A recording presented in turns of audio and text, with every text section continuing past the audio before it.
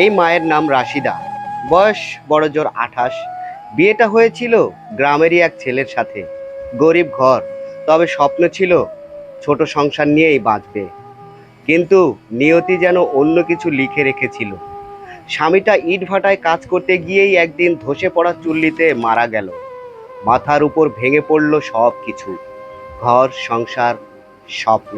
বাবার বাড়ি ফিরে যাওয়ারও উপায় ছিল না। বাবা মা আগেই নেই, ভাইয়েরা নিজেদের পরিবার নিয়ে ব্যস্ত, কেউ তার পাশে দাঁড়ালো না। এই দুনিয়ায় তার একমাত্র ভরসা হলো বুকের দুধ খাওয়া এই ছোট্ট শিশুটি। তাই মেয়ে হয়ে, মা হয়ে, একজন বিধবা হয়ে সে নেমে গেল সেই ইট ভাটার মাঠেই। যে জায়গায় স্বামীটা একদিন জীবনের মাসুল দিয়েছে, সেই জায়গাতেই আজ স্ত্রী মাথায় ইট নিয়ে হাঁটছে। নিয়তি বড়ই নির্মম, বাস্তবতা বড়ই কঠিন। তবুও রশিদা থামে না। বাচ্চাটাও জানে না তার মায়ের কোমর ভেঙে যাচ্ছে, শরীর ঘামে ভিজে যাচ্ছে, পা কাঁপছে থরথর করে।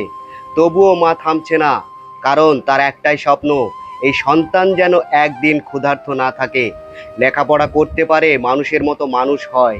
এই সন্তান একদিন মানুষের মতো মানুষ হবে, কষ্ট ভেঙে আলোর পথে হাঁটবে একদিন।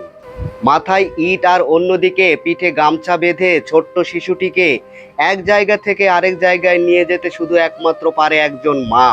তাই আমরা কথা বলতেই পারি, পৃথিবীর সবচেয়ে বড় যোদ্ধা হলো মা।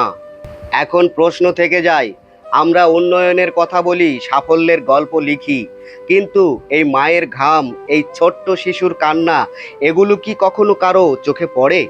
নাকি ওরা চিরকাল অচেনা থেকে যাবে, ধোঁয়ার মতো আকাশে মিলিয়ে যাবে? এই প্রশ্নটাই রাখতে চাই আপনাদের মতো বিবেকবান মানুষের কাছে।